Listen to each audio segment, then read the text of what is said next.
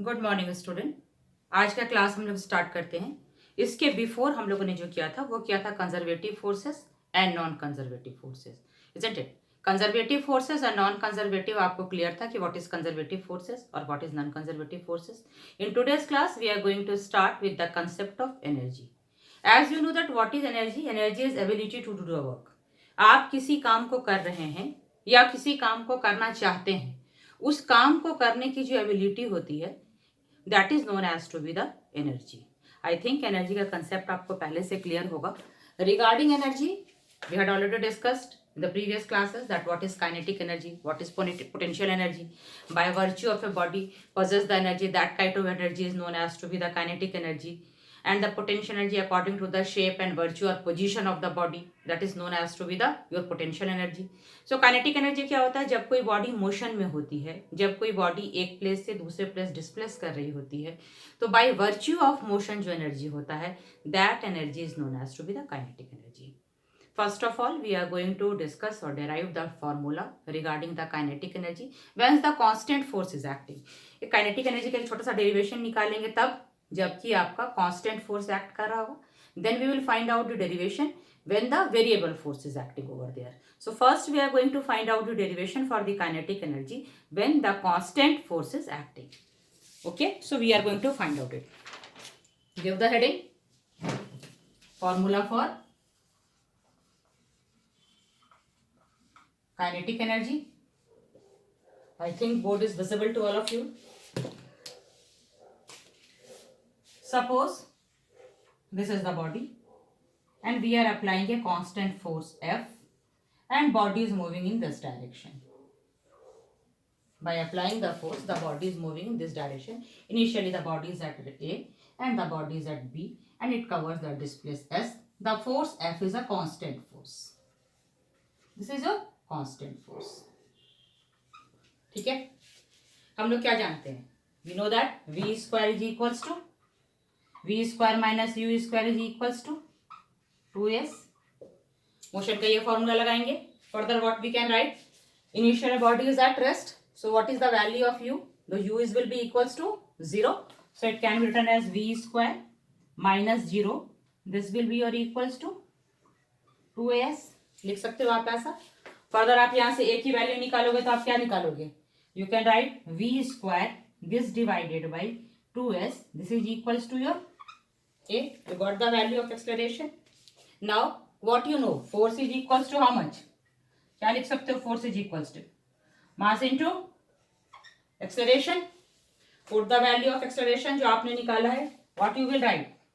m v square by 2s. This is the value of force. F की value आपको मिल गई. Now work done by a body. ऊपर से देखोगे है ना. I am going to rub this. I hope कि आपने नोट कर लिया होगा. चलिए यहां से देखिए. Work done by a body. Work done क्या होता है? Force into displacement. Work done by a body क्या हो जाएगा ये? This will be your equals to force into displacement S. Force आपने निकाल लिया कितना? mv square by 2s. This multiplied by s. So this will be your half mv square. This is the work done by a constant force, or you can say that when the body is in motion. So this is the derivation for the kinetic energy. So this derivation of kinetic energy is applicable when your force is constant. You are applying the constant force. Now we are going to find out its derivation when we are applying the variable force. Please note it down.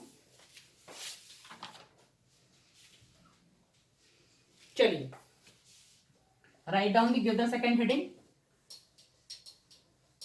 Heading दे दीजिए सबसे पहले. किसका derivation निकाल रहे हैं? के का. कब निकाल रहे हैं? When force is variable. Variable force के लिए काइनेटिक एनर्जी का हम लोग डेरिवेशन देखेंगे. ठीक है. Suppose a body is initially at rest. Suppose a body is initially at rest. So body is at A and it is at rest. It is at A means U is equals to 0. And we are applying the variable force so that it's displaced through the ds distance it displays to a small ds distance and reaches at the point B. But here your force is variable force. Now we are going to find out what is the value of small work done. So the value of small work done, dW, can be written as F dot ds. इसको क्या लिख सकते हो? It can be written as F ds cos 0 degree, or you can write F ds. लिख सकते हैं ऐसा. यहां तक लिखने में कोई कंफ्यूजन है या यहां तक समझने में कोई प्रॉब्लम है? It can be simply written as this way. dW is equals to F ds. This is equals to F ds cos 0 degree. This is F ds. अब इसको आगे फिर फर्दर हम लोग लिखेंगे. ठीक है. Now applying the Newton's second law of motion. By applying the Newton's second law of motion, what we can write? F is equals to ma. ठीक है. यहां से सारा वैल्यू लगा दीजिए. So dW can be written as this dW. Further you can write, ऊपर लिख रही हूं मैं. ठीक है. This dW can be equal to, this dW can be written as ma. Put this value in this equation. ma, f की जगह पे आपने लिख दिया ma. This multiplied by ds. Further आप इसको क्या लिख सकते हो? एक्सेलरेशन को. This can be written as m dv by dt. This multiplied by ds. इसको और अच्छे से लिखोगे तो क्या लिख सकते हो? इसको और अच्छे से लिखेंगे तो हम लोग लिख सकते हैं, नोट करते जाइएगा साथ साथ. ऑलरेडी मैंने आपको नोट्स दे रखा है, आप वर्ड के नोट से भी वहां से रिलेट कर सकते हो. Further it can be written as, आप इसको यहां से लिख सकते हो m ds by dt. This multiplied by dv. Simply dv को इधर लेगा, ds को इधर ले आए. ज्यादा इसमें कुछ ऐसा मैथमेटिक्स लगाया नहीं है. So what is your ds by dt? Rate of change of displacement. This is your velocity, so you can write m v dv. This is your equals to dw. लिख सकते हैं हम लोग इसको ऐसा. फर्दर इसको और अच्छे से लिखेंगे तो हम लोग इसको क्या लिखेंगे? टोटल वर्क डन कहां से कहां तक? बॉडी आपका कहां था? रेस्ट में था. u इनिशियल वेलोसिटी u थी. कहां तक ले जा रहे हो? v तक ले जा रहे हो. इंटीग्रेट कर दिए between the integration limit of u and v. सो इसको करेंगे तो this will be your work done. 0 to w के बीच में क्या? This is your w. इसको इंटीग्रेट कर दोगे कहां से कहां तक? u इज इक्वल्स टू 0 से लेकर v तक mv dv. आई होप यहां तक आपको क्लियर होगा. इसको और फर्दर से लिखेंगे तो एम आपका क्या है? मास किसी बॉडी के माइक्रो पार्टिकल्स के लिए क्या लेते हो? Mass to take the constant. तो आपने एम बाहर निकाल लिया. Integration of 0 to v dv. इसको और अच्छे से इंटीग्रेट करोगे. v dv को इंटीग्रेट करेंगे तो हम लोग क्या लिखेंगे? e to the power m. This will be your equals to v square by 2. Limit कहां से कहां तक? 0 से v तक. By putting the limit, what you can write? You can write m by 2 v square minus m. v के जगह में बार हो जाएगा 0 का square by 2. So this will be your mv square by 2. This is your work done when your force is variable. So आप क्या लिख सकते हो? Hence the kinetic energy of a body is equal to the 1/2 of the product of mass of the body and the square of the velocity. So this can be written in the this form and this is your second derivation. जबकि आपने force को variable लिया है. इसको आप लोग please यहां तक नोट करो. एक बार आपने काइनेटिक एनर्जी का डेरिवेशन निकाला when your force is constant, and second we are going to find out the derivation of kinetic energy when your force is variable. I hope ये दोनों ही डेरिवेशन आपको क्लियर होंगे. But still if you are having any doubt, kindly make it into my knowledge. Tomorrow is your the class, live class, so you just ask it in the live class. Is it clear everyone? Okay. Too many numericals are there, but I am not going to start the numerical. I am going to start. We will do the numerical afterwards. We will do the numerical also. पहले आप इसको कर लो. Kinetic energy का concept आपको clear हुआ. आई hope कि kinetic energy का concept आपको क्लियर हो गया होगा.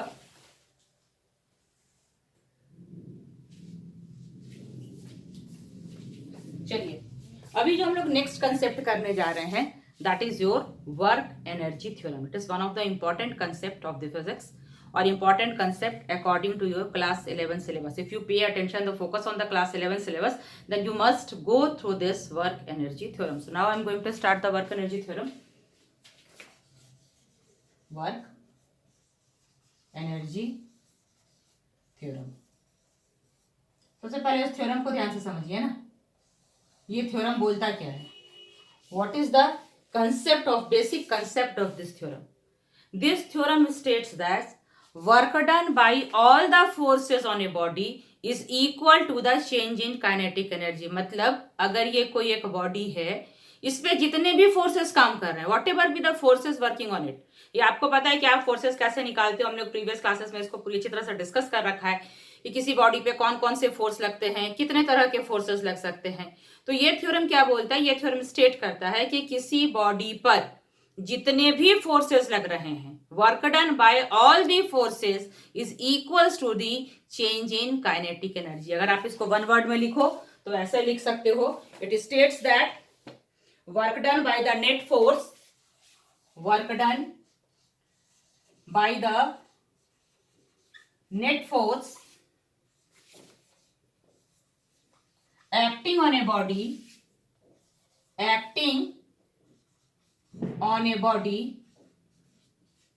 is equals to change in kinetic energy. यानी किसी भी बॉडी में अगर आपने फोर्स लगाया, जितने भी फोर्सेस लगाए, सारे फोर्सेस ने मिल करके जो नेट वर्क डन किया, वो आपका इक्वल होगा total change in kinetic energy के. One thing is clear. Second thing is, keep in your mind, work energy theorem is applicable for both the forces, conservative forces and non-conservative forces. So this theorem is applicable in both the cases. आप conservative force का derivation लेके चलो, non conservative force का application लेके चलो, दोनों ही condition में ये work energy theory equally applicable होता है. चलिए आइए इसका डेरिवेशन देखते हैं. First of all write down the statement. Work energy theorem states that work done by the net forces acting on a body must be equal to the change in kinetic energy. Is it clear? अब इसका दोनों derivation देखेंगे. पहले अगर किसी body में constant force लग रहा हो तब वर्क एनर्जी थ्योरम का क्या डेरिवेशन आएगा. सेकंड हम लोग देखेंगे अगर किसी बॉडी में वेरिएबल फोर्स लग रहा हो तब वर्क एनर्जी थ्योरम का क्या डेरिवेशन आएगा. Is it clear? तो सबसे पहले हम लोग देखते हैं कि अगर किसी बॉडी में कांस्टेंट फोर्स लग रहा है तो क्या डेरिवेशन आता है. Come to the constant force. सबसे पहले आप कांस्टेंट फोर्स पे आ जाइए. Work energy theorem for a constant force. Work energy theorem for a constant force.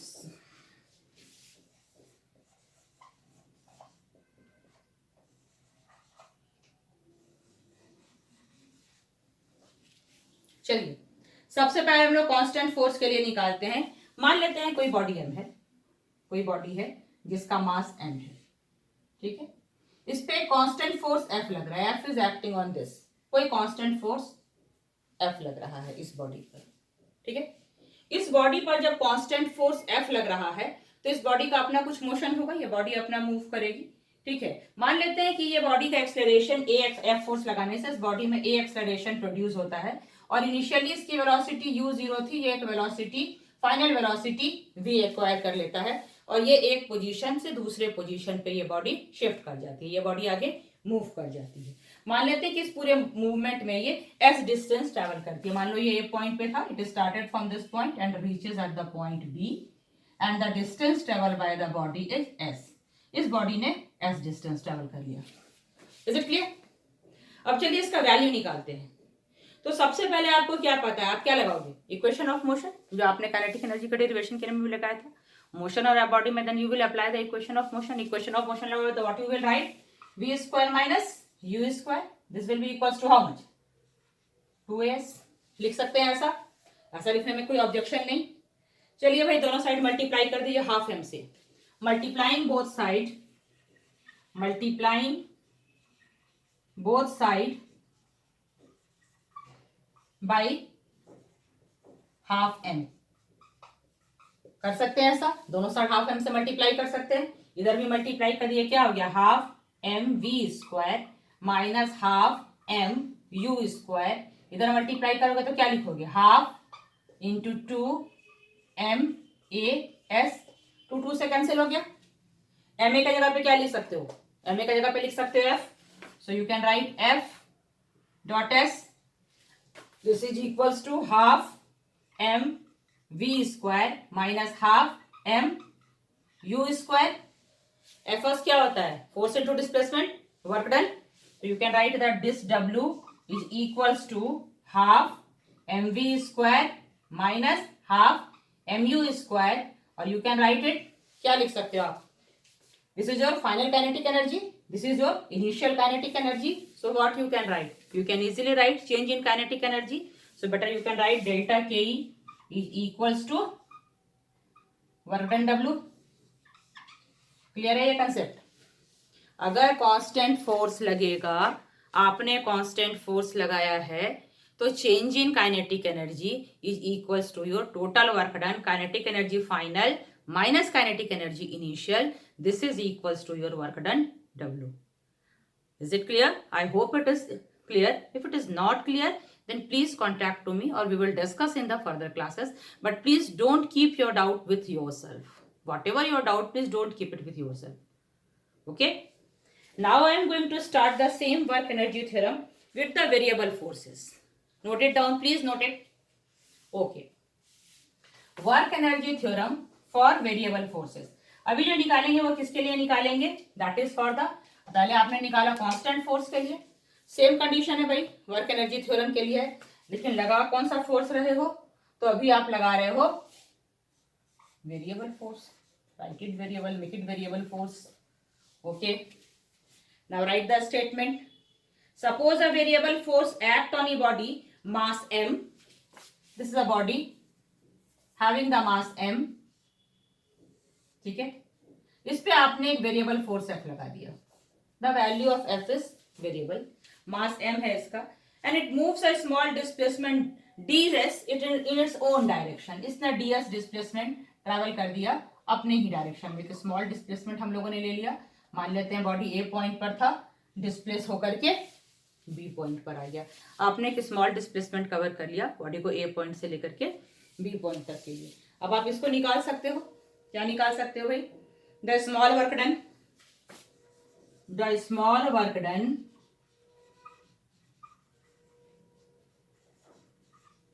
D W is equals to how much, क्या हो जाएगा एफ डॉट डी एस, इसको आप फर्दर क्या लिखोगे F D S cos 0 degree, और better you will write F D S, F dot D S का जगह में आपने फाइनली ले आया आप एफ डी एस, ठीक है। अब सबकी वैल्यू लिख दीजिए, the time rate of change of kinetic energy, the time rate of change of kinetic energy, इसको आप क्या लिख सकते हो, the time rate of change of kinetic energy को आप इसको लिख सकते हो D K by D T, this is equals to K की वैल्यू पुट कर दीजिए D by D T half M B square, यहां तक क्लियर है, यहां से इसको डिफ्रेंशिएट कर दो, half M B square, we differentiate the half M B square, what we will write, we will write this half into 2v into m and then dv by dt, इसको और अच्छे से लिखोगे क्या हो जाएगा, half of will be cancel down, ठीक है, ऊपर लिख रही हूं मैं, यू प्लीज नोट, ऊपर तक आप लोग नोट कर लो। चलो फर्दर अब यहां से देखना शुरू करते हैं, यहां से फिर डेरिवेशन ऊपर ले आ रहे हैं, ठीक है, तो ये आपका हो गया, यहां से आप क्या लिखोगे m, this equals to D W by D T, this can be written as m dv by D T, this multiplied by v, लिख सकते हो ऐसा, इसको और अच्छे से लिखोगे तो क्या लिखोगे, dv by D T is what, rate of change of velocity, so it can be written as acceleration, this is a, and what is v, v can be written as ds by dt, rate of change of displacement, So you can write here ds by dt. Once again, in the place of dv by dt, I had written the a. In the place of v, I had written the ds by dt. अब यहां से इसको और अच्छे से लिखो. Mass into acceleration. This will be your force. So you can write F into ds by dt. ds by dt. This is not dw, this is dk. ds by dt and this can be written equal to dk by dt. यहां तक कोई confusion है तो बोलिए. Now it can be written as, wait, it can be written as, इसको यहां से आप क्या लिख सकते हो? फर्दर जब आप इसको यहां से लिखोगे, you can write dk is equals to f ds. लिख सकते हैं हम लोग ऐसा, dk is equals to f ds. अब आपका काइनेटिक एनर्जी कहां से कहां तक है? Your kinetic energy initial to final, और डिस्प्लेसमेंट कहां से होगा? X initial to X final. तो दोनों साइड इंटीग्रेट कर दीजिए ओवरऑल वर्क डन निकालने के लिए. तो it can be written as DK K initial to K final, और ये क्या हो जाएगा? एफ डी एस आप निकाल रहे हो, एफ को बाहर कर दीजिए, इंटीग्रेट करोगे डीएस को कहां से? एक्स इनिशियल से एक्स फाइनल. तो this can be written as K final minus K initial. It can be written as integration of f ds x initial to x final. So what does it prove? It proves that total work done energy theorem for a variable force. This is the concept of the total. So total work done by all the forces must be equal to the change in kinetic energy. तो work energy theorem का simple सा statement इतना ही है. एक body पे आप जितने type के फोर्सेस लगाते हैं, जो टोटल फोर्सेस वर्क कर रहा होता है, वो फोर्स बराबर होता है चेंज इन काइनेटिक एनर्जी को. इसके दूसरे फॉर्म में भी दे सकते हो, ब्लॉक ओवर अनदर ब्लॉक के फॉर्म में भी आप लोग देख सकते हो. पहले आप लोग इसको नोट कर लो. ओके, चलिए इसका एक और फॉर्म हम लोग देखते हैं. बहुत सिंपलेस्ट फॉर्म में हम लोग इसको देखते हैं. ठीक है, इस सिंपलेस्ट फॉर्म में क्या देखते हैं? A block over the another block.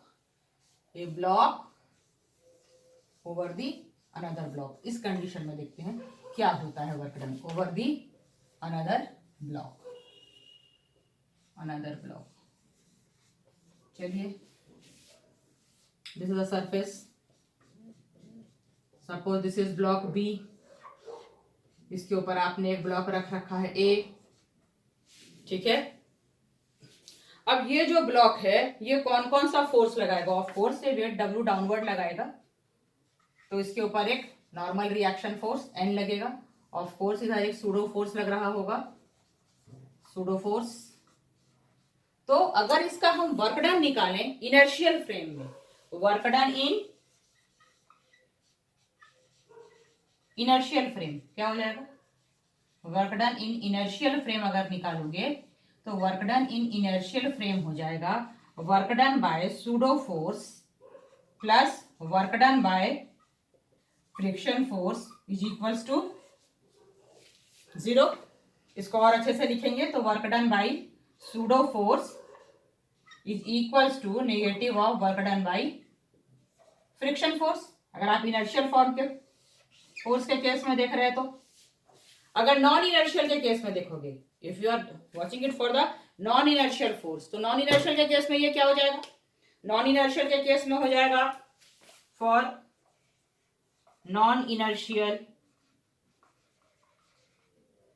Frame of reference क्या हो जाएगा? Work done by external force plus work done by internal force plus work done by pseudo force and work done by pseudo force plus work done by friction force, all is equals to change in kinetic energy. Either you can write in this way, either you can write in this way. This is for the non-inertial frame, this is for the inertial frame, and roughly this is all about this work energy theorem and kinetic energy theory. First you go through this video.